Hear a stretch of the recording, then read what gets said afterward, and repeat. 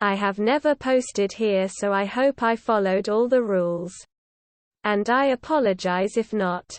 I did not learn English until I was a teenager, and sometimes my phrasing is clunky and confusing.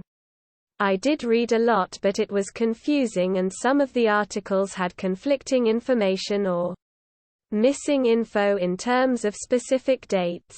I did my best. For people who already know it all, here is the background. In 2009, Brittanee Drexel went missing in Myrtle Beach, South Carolina, during spring break. No remains were found and no one was ever arrested.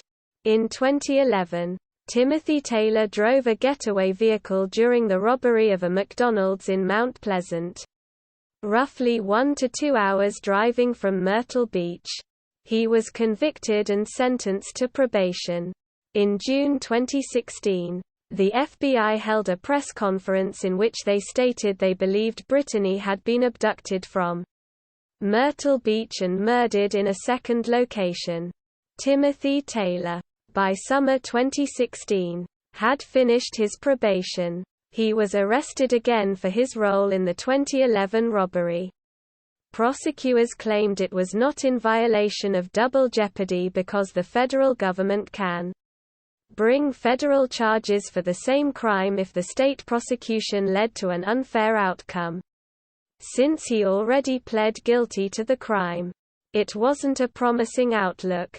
At his bond hearing, the prosecutor tells the judge the new charges are due to Taylor being a suspect in the rape and murder of Brittanee Drexel. The prosecutor claims bail for the robbery charge should not be granted because Taylor was withholding information about Drexel. The FBI released the story that Brittanee Drexel had been abducted, taken to a trap house, sexually assaulted, murdered, and her body thrown to the local gators.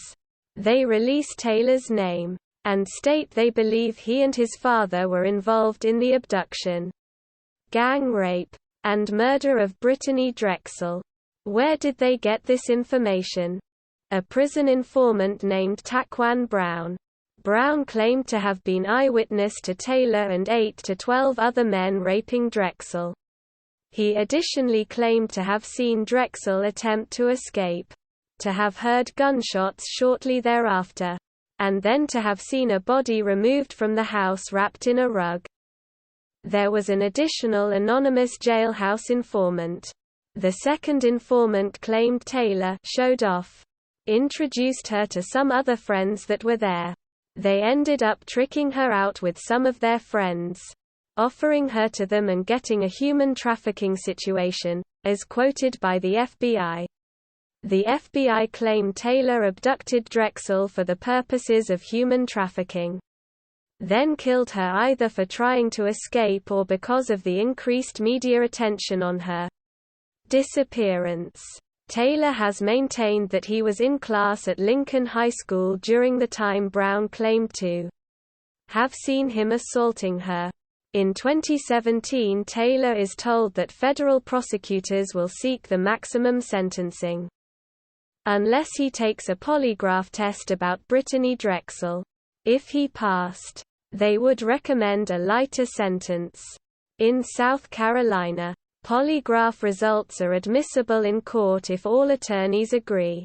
The first test is declared inconclusive by the FBI, but federal prosecutors claim Taylor showed deception throughout. ABC 15 News stated that the FBI claimed Taylor was being deceptive, even when answering his own name. Taylor took a second polygraph, and the FBI declared he had failed to respond truthfully about seeing or knowing Brittanee Drexel. This information was immediately released to the press. The DOJ recommend a sentence of 10 to 20 years due to his deception. In December of 2019, Taylor is sentenced to 3 to 5 years probation. This month, 62-year-old Raymond Moody was arrested for the kidnapping, rape, and murder of Brittanee Drexel on April 25, 2009. He led Leo's to her remains. Confirmed through DNA and dental records. Moody had been identified as a person of interest in the original 2009 investigation, but never arrested. According to Taylor's attorney, the family was never notified that Taylor's name is cleared and the case considered closed. They found out when they were contacted to comment by a newspaper. End backstory. I'm sure there's a ton I'm missing. I was only superficially aware of the case. But reading and looking back, I think we who enjoy this sub should really think about this one. A 16-year-old black teen being accused of kidnapping and raping a white teenager. The story pushed so aggressively by the FBI using prison informants and polygraph that if you go look at the other Brittanee Drexel posts right now, you can see comments like, "Didn't the FBI solve this?" and "They arrested some black guys for this. Case closed," etc. I know my written English is often not very good, so I'm not sure I'm communicating this effectively. I think it's a good reminder that we should think critically about polygraphs but also fingerprint, blood and fiber forensics, confessions, informants, all of it. Leo want us to swallow whatever stupid story they've cooked up so they don't have to do their job. And we as a whole keep falling for it. And also that in America, it is so often, actually about race.